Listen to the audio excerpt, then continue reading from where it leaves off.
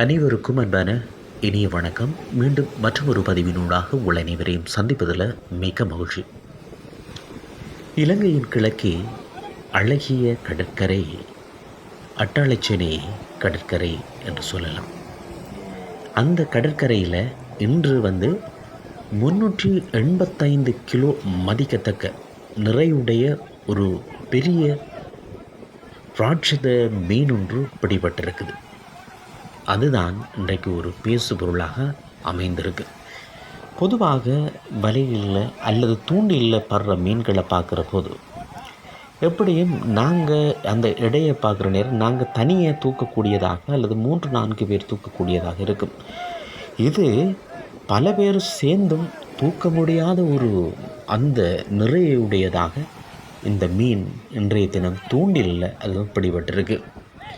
ஆழ்கடலுக்கு சென்றவங்க மீன் பிடிக்கிறதுக்கு, அதுவும் பெரிய தூண்டில்களை கயிறில் போட்டு நாங்கள் மீன் பிடிக்கிறத பார்த்துருக்கோம். அப்படி இருக்கிறதுல அந்த தூண்டிலில் பட்ட பெரிய ஒரு ராட்சத மீன் தான் 385 கிலோ நிறையுடையதாக இருந்திருக்கு.